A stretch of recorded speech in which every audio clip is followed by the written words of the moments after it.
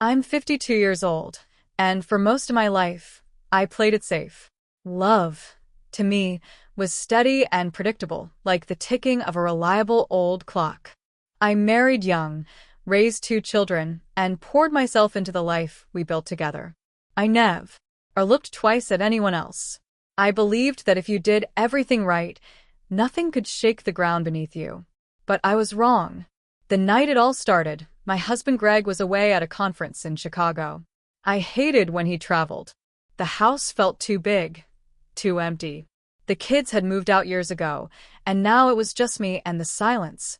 That night, I noticed a leak under the kitchen sink.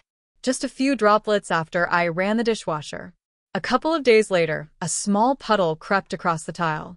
Greg always said to call Mike if something went wrong. Mike, his best friend since college, practically family. So I texted him, "Hey Mike, small leak under the sink. Any chance you can stop by this week?" He replied instantly, "I can be there in 20." Sit tight. I brushed my hair out of my face and checked my reflection in the hallway mirror. Just a quick glance. I wasn't trying to impress anyone, at least. That's what I told myself, but I still smoothed my shirt and tucked a few strands behind my ear. It was silly, really. I hadn't seen Mike in months. When the doorbell rang, I opened it to find him standing there with a warm smile and a worn-out toolbox. He looked the same as ever, rugged, kind-eyed, a little more gray at the temples. That familiar calm about him made the house feel instantly less hollow.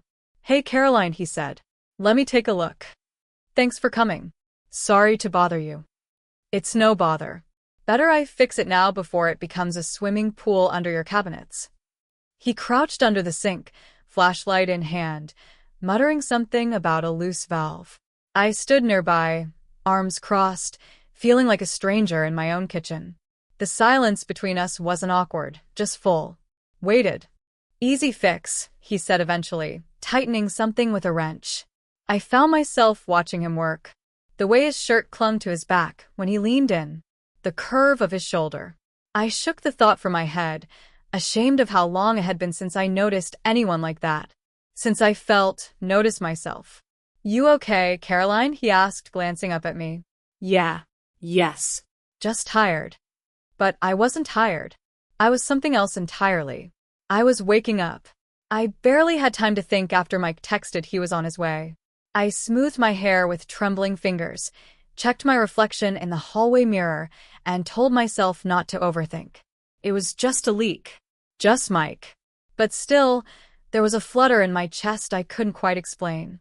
When he arrived, he looked like he always had, rugged in that quiet, unassuming way.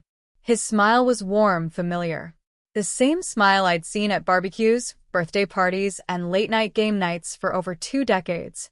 "Hey, Caroline," he said, his voice low and kind. "Let me take a look." He walked in like he belonged, heading straight to the kitchen. I trailed behind, the silence of the house pressing in on me from all sides. He knelt down in front of the cabinet, pulling out his flashlight and tools. "Looks like a loose valve," he muttered, his voice muffled beneath the sink. "Easy fix." I stood nearby, arms crossed, pretending to be interested in the cabinet's contents.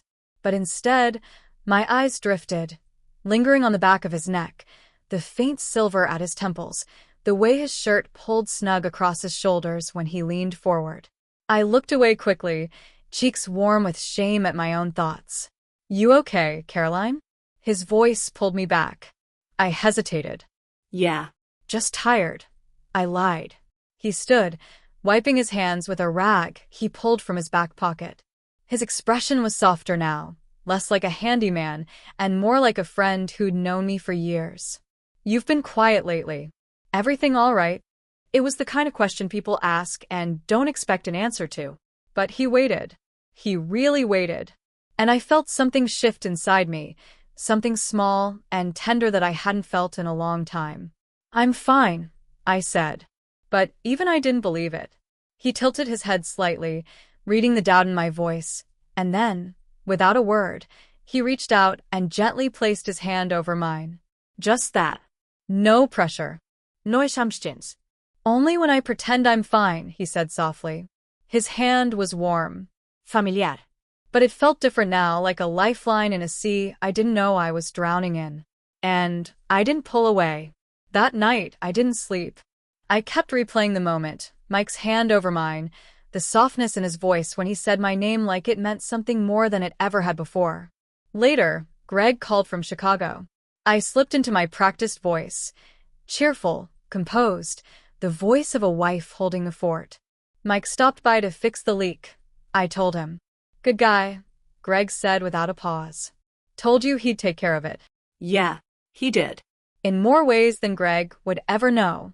The next morning, Mike texted, You okay? I stared at the message for a long time before replying. I don't know. Maybe. Can we talk? He came by that afternoon. No toolbox this time. Just him, and something different in the way he looked at me. We sat on the back porch with mugs of tea. The autumn air felt heavier than usual, full of something unspoken. I didn't mean to cross a line, he said quietly. I just saw something in your face. Something I recognized. I looked down at my tea, then back at him. Maybe you did cross a line, I said.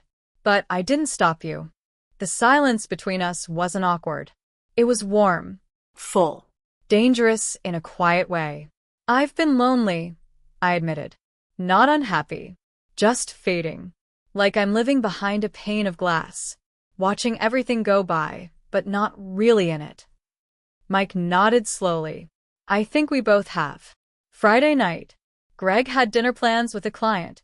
I poured wine, sat on the porch, and let the quiet settle in.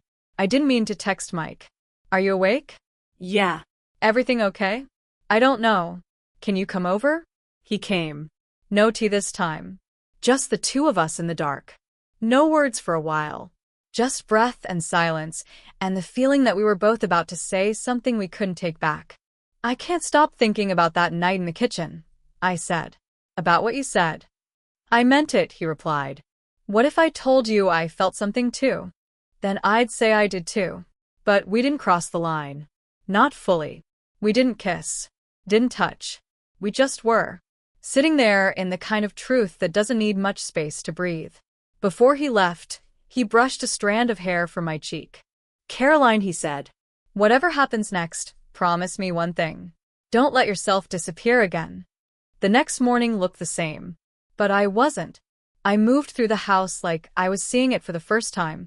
Greg came home. Kissed me on the cheek. Unpacked like nothing had changed. But something had. We sat at breakfast, quiet until I asked, Greg, are we okay? He looked up, surprised. Why? Because I don't think we really talk anymore. Not about anything that matters. He was quiet, then sighed. You're right. I felt it too. We talked for hours. For the first time in years. About the life we had, the one we wanted. I told him someone made me realize what I'd been missing, but that nothing inappropriate happened. He took my hand. If you're hurting, I want to understand. I want to do better. Later that evening, I looked out at the yard. Thought of Mike. I picked up my phone, thumb hovering over his name. Then I set it down. Stepped outside. Breathed in the cool night air. And whispered into the dark. Thank you. For seeing me. For reminding me I'm still here. Because sometimes, the person who wakes you up isn't the one you choose. But they show you something vital. That you are still someone worth seeing. And that changes everything.